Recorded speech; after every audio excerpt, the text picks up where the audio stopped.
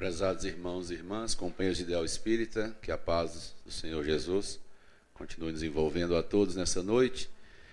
Mais uma vez aqui, para refletirmos um pouco a respeito do Evangelho do Mestre, esse grande legado para a humanidade, esse Evangelho de luz, esse Evangelho de esclarecimento, de redenção e de glória, e que a cada oportunidade que temos de ler alguma coisa a respeito do Evangelho do Mestre, nós acrescentamos um pouco mais na nossa jornada, no nosso crescimento.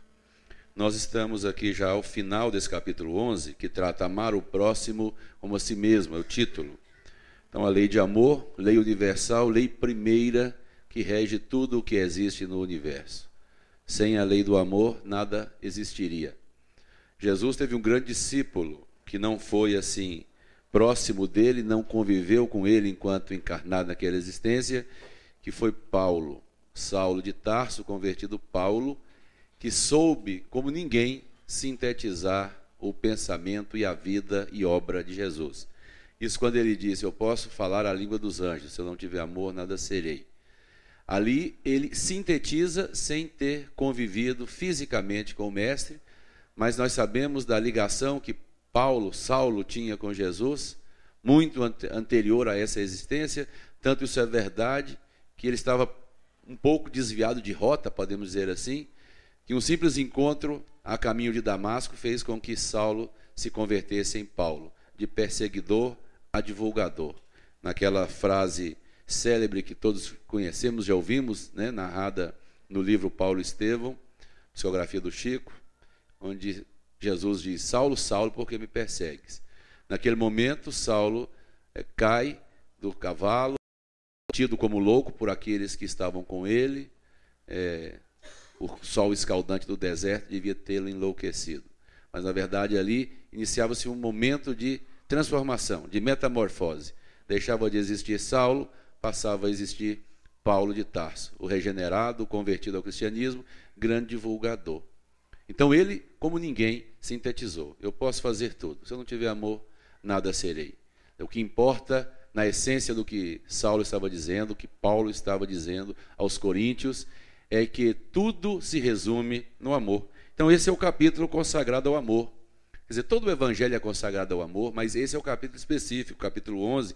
Chega em casa, vamos dar uma conferida, vamos dar uma lida. Estamos aqui já há mais de um mês fazendo referências às lições desse capítulo. E especificamente hoje, nós temos aqui um tópico extremamente desafiador. Caridade para com os criminosos. Esse é um tema desafiador, sem dúvida nenhuma. Falar de amor já é um desafio, falar de caridade é um desafio. Isso levando-se em conta a nossa condição de evolução. Amor para o criminoso é um desafio um tanto nos dias de violência que vivemos hoje. Bom, para falarmos sobre isso, nós temos que partir sempre de uma obra maior, de uma ideia de conjunto, para chegarmos nas particularidades. Primeiro, se nós cremos, não acreditamos plenamente em Deus. Se acreditamos em Deus, nós acreditamos no seu Filho Jesus, que veio para nos ensinar, que veio para nos dar exemplos, para nos dar testemunho de uma transformação moral, de uma renovação de valores interiores, de uma transformação total de paradigma, de referências. Jesus foi o grande revolucionário da história no que diz respeito ao amor. Então, se nós acreditamos, nós vamos lembrar que Jesus, certa feita, dentre outras tantas palavras, ele disse, nenhuma das ovelhas do rebanho do meu Pai se perderá. Nenhuma das ovelhas do rebanho de meu Pai se perderá. Ele poderia ter dito, a maioria das ovelhas do rebanho do meu Pai serão salvas. Ele poderia dizer, quase nenhuma das ovelhas do rebanho de meu Pai serão perdidas. Ele poderia ter dito de várias formas, mas ele não teve a menor dúvida quando afirmou de forma categórica que nenhuma dessas ovelhas se perderia. Se Jesus disse isso, nós temos que recordar que Jesus também, em outra oportunidade, disse que céu e terra passariam, nunca as suas palavras, porque elas eram palavras de vida eterna. Então, se nós acreditamos plenamente em Jesus, nós temos que, antes de analisar esse tópico desafiador, que é essa lição da noite de hoje, refletirmos se de fato acreditamos nisso, que nenhuma das ovelhas do rebanho do Pai, que no caso é Deus, será perdida, e aí nós temos que entender que esse rebanho é a humanidade, esteja ela qualquer parte das muitas moradas da casa do Pai. Outra afirmação de Jesus, que na casa do Pai há muitas moradas, e é dado de acordo com as suas obras. Então, na casa do Pai, que é o universo, todos os mundos são habitados de uma forma ou de outra, na dimensão que conhecemos ou em outra dimensão. E ali os seres que habitam essas moradas, esses mundos, seriam o que Jesus chamou de rebanho do meu Pai. Jesus usa muito metáfora, né? Muita figura de linguagem para expressar o que ele queria dizer de uma forma simbólica. Ele usava muito de um simbolismo. Usou o simbolismo, comparou a humanidade, onde quer que ela esteja, a um rebanho. E as pessoas, né, como ovelhas desse rebanho. E ele disse, nenhuma se perderá. E se ele diz também que com as suas palavras de vida eterna, nós também é uma outra certeza. Jesus não falava por falar. Jesus não dizia para produzir uma figura de linguagem bonita, né, uma retórica interessante. Se bem que tudo que ele falava era muito bonito só de ouvir, mas era muito mais do que apenas ouvir. Se era bonito só de ouvir, imagina sentir, compreender e viver. Então, é verdade. Se Jesus falou, é porque é verdade. Ora, se é verdade, nós temos que encarar, então, a caridade para com os criminosos, na certeza de que a questão do criminoso significa um estado momentâneo do desenvolvimento do espírito. Todos nós, um dia, tivemos, né, a oportunidade, o momento de conviver com atitudes menos nobres e menos felizes do que talvez estejamos tendo a oportunidade agora.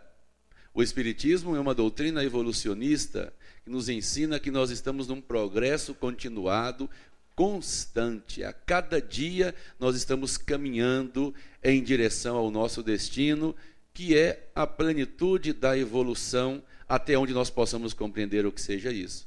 Nós não estamos aqui para estacionarmos e nem para regredirmos, para progredirmos. Se bem que o espírito pode ficar estacionado temporariamente, mas até quando ele está estacionado, eu ouso dizer que ele está evoluindo, porque através desse momento que ele fica inerte, ele está tendo a oportunidade de perceber o que a inércia representa na vida dele. E ele vai poder, no momento de discernimento, perceber que aquilo não foi bom. E até mesmo na inércia, ele pôde aprender alguma coisa. Aprender que a inércia não lhe trouxe nada de positivo. E certamente que, diante dessa constatação, ele vai ter um estímulo a mais para caminhar. Nós estamos sempre. Nós temos uma dificuldade muito grande de. Ela está em um contexto maior. Amar e ao próximo como a si mesmo. Essa é a máxima de Jesus. Resumiu aí a lei e todos os profetas, acima de todas toda a tua força, todo o teu entendimento, todo o teu coração. E ao próximo, toda a família unida. Então, é do Cristo, que nós temos que amar todas as pessoas. E Jesus também, em um certo momento da sua pregação, ele disse, se amardes apenas aqueles que vos amam, que fazeis nisso de bom ou de diferente? E completou dizendo, as pessoas de má vida, ou seja, as pessoas que são vistas como também criminosas na sociedade, elas também amam quem as ama. É como se fosse uma troca, é natural. Por mais vil que seja alguém, por mais abjeta que seja uma pessoa, ela deve ter as suas predileções afetivas, disse Jesus. Ela gosta de alguém, ela ama alguém, esse alguém, talvez, dia das Mães. Então, ele naquele momento, eles amam. Certamente é preciso fazer Jesus. É preciso amar o inimigo. O grande desafio que Jesus disse, amar aqueles que vos perseguem, que vos caluniam, ora, que não há desse amor. Está incluído o esposo.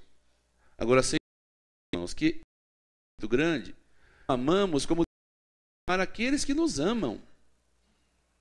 Quantas vezes nós negamos o amor efetivo, real, verdadeiro, até para as pessoas que são próximas de nós.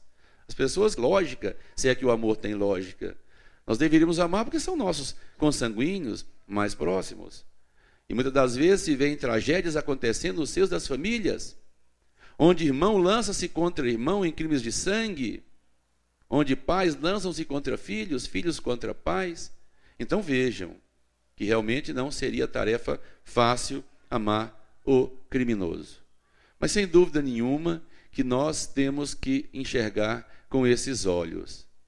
Agora, o que significa o inimigo ou aqui amar o criminoso? Ora, disse-nos o Evangelho, nós não devemos desejar o mal de ninguém.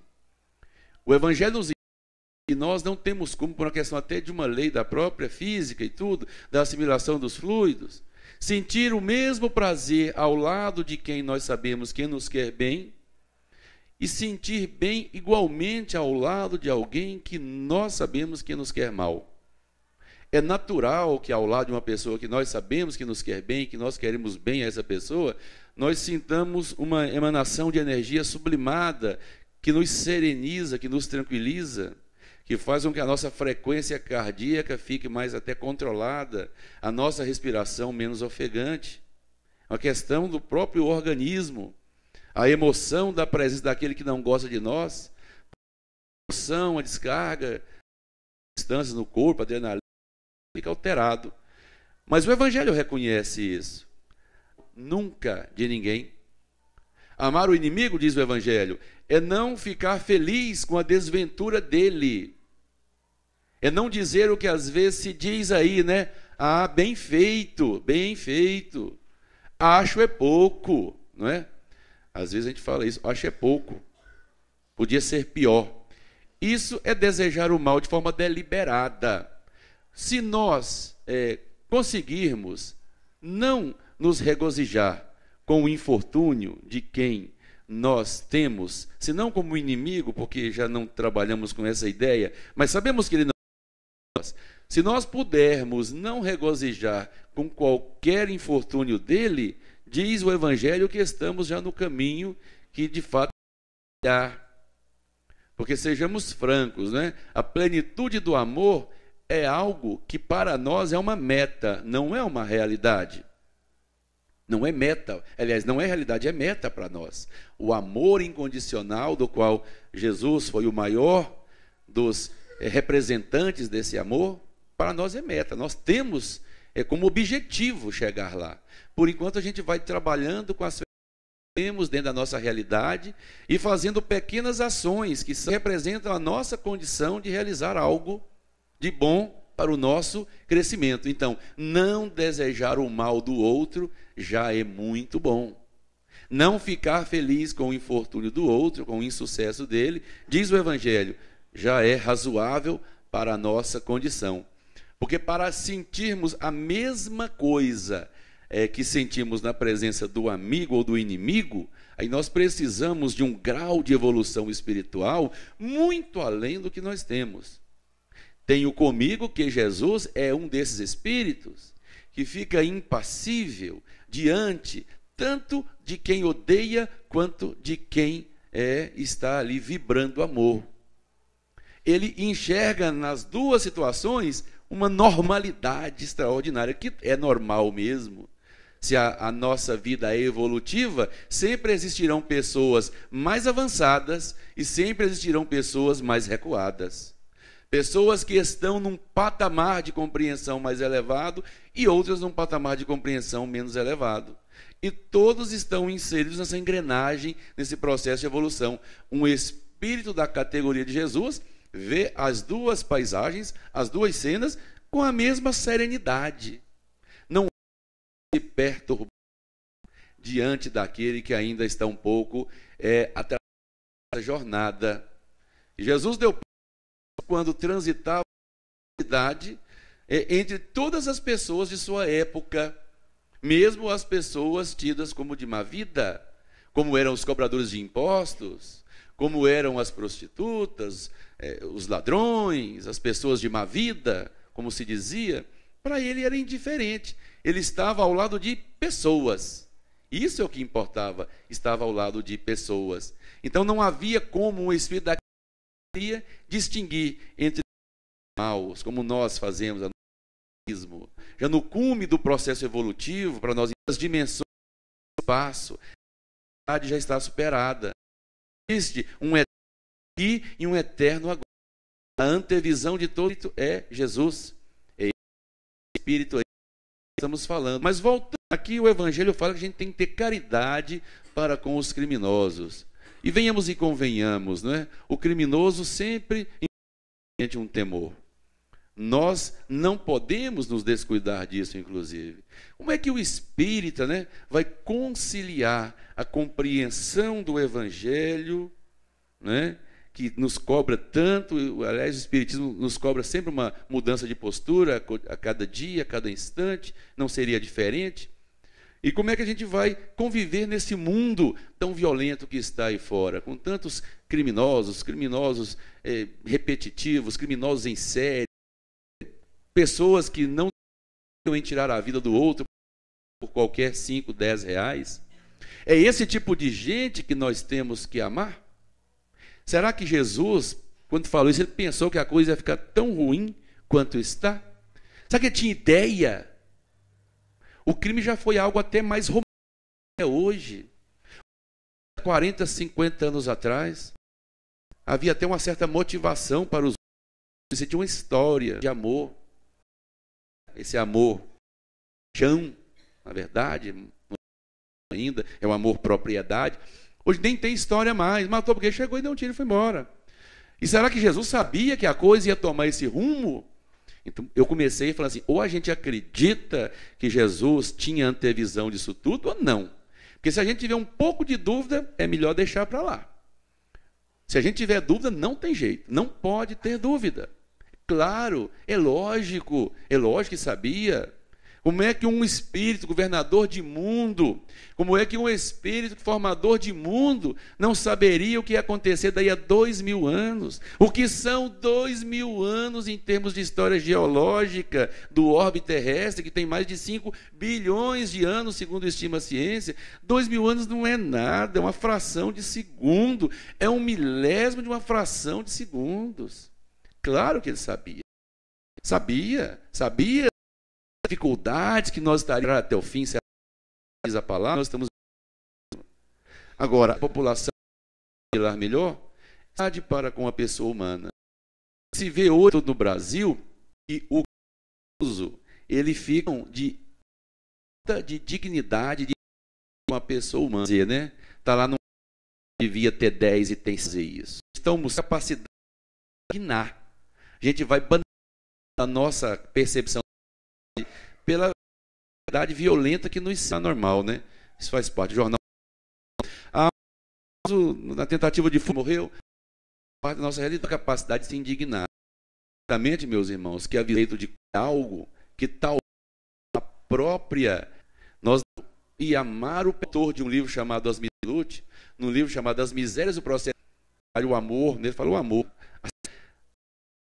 com a própria Bíblia. Quem transgride dentro funciona assim, então aqui não seria diferente. Os espíritos que transgridem as leis espirituais não espiritual não respondem? Não respondem. E por que não responderiam aqui? Agora a diferença está na forma como nós vamos encarar isso. Responder apenas porque você fez, eu te odeio, você merece pagar, ou como uma consequência natural daquilo que fez? Então nós podemos ser severos, a sociedade, essa sociedade pode julgar, e por aqueles que transgridem a lei, pode e deve. A ausência de fala o Evangelho não está às vezes colocado aí numa cela humana. Como é que alguém tratado que ele não deixou de ser pelo crime que cometeu, embora tolere? Ter posição, nosso papel. Diante da violência, tomarmos as nossas. Termos diante de nós a certeza de que nós não podemos facilitar, nunca rotular e dizer assim, não sejamos românticos. Eu vou amar todos os criminosos na casa.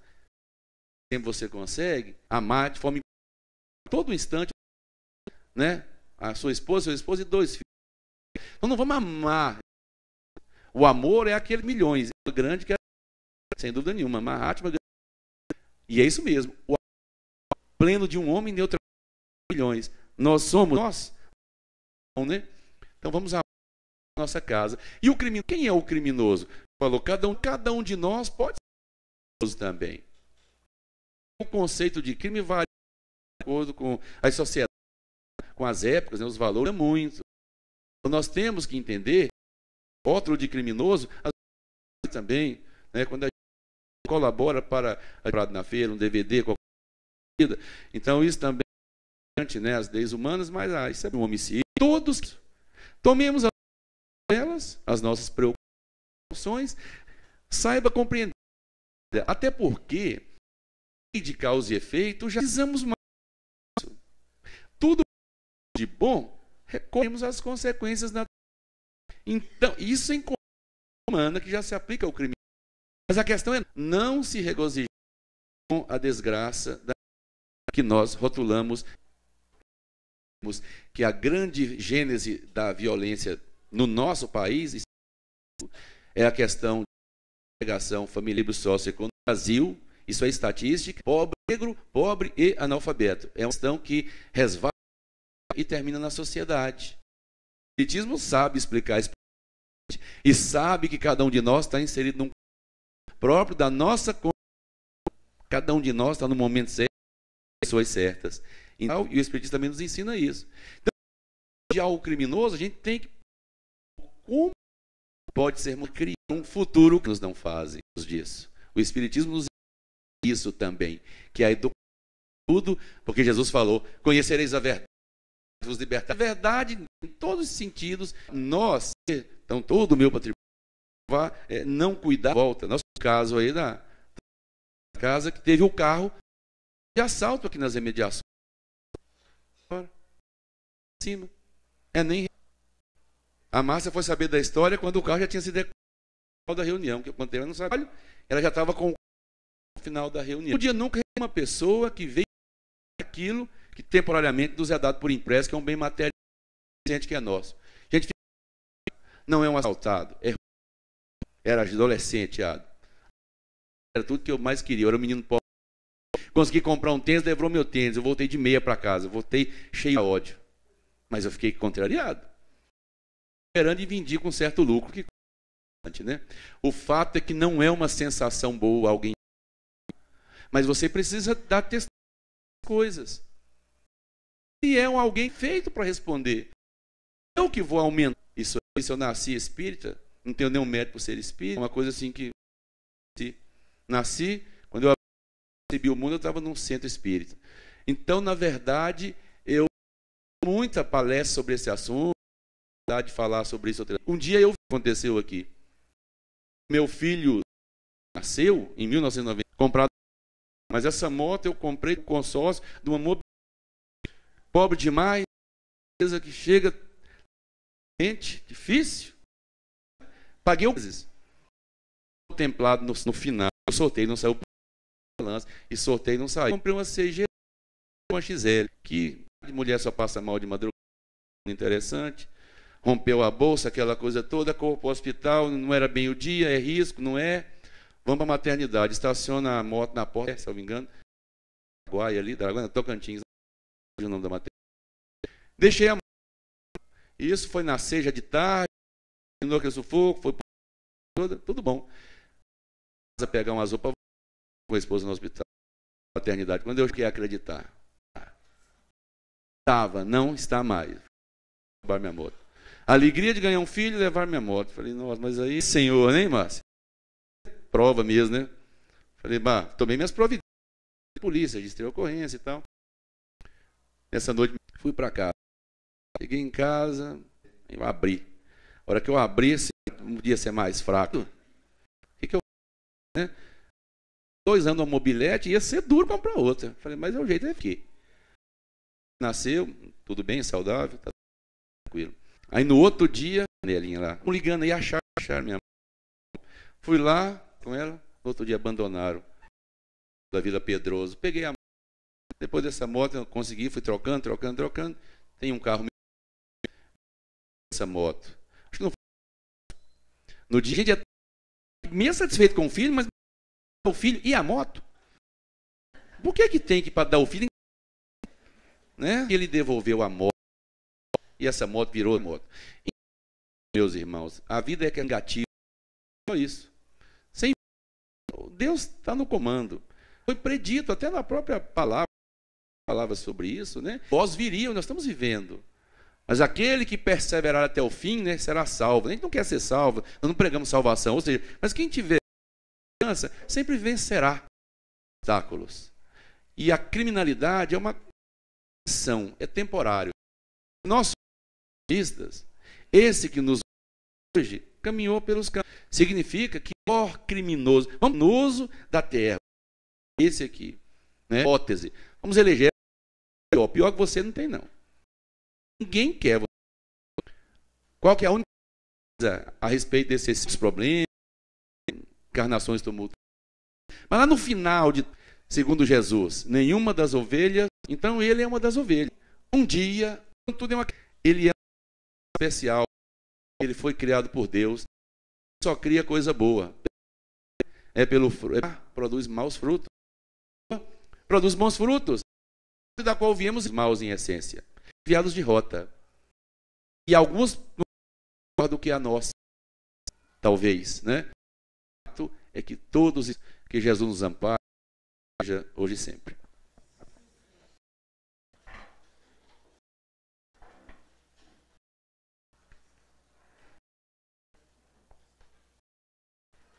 Nós agradecemos ao Heber as palavras trazidas à luz espírita. Estamos agradecendo também o curso que nos presta, agradecendo pela casa, por todos que vieram desencarnar.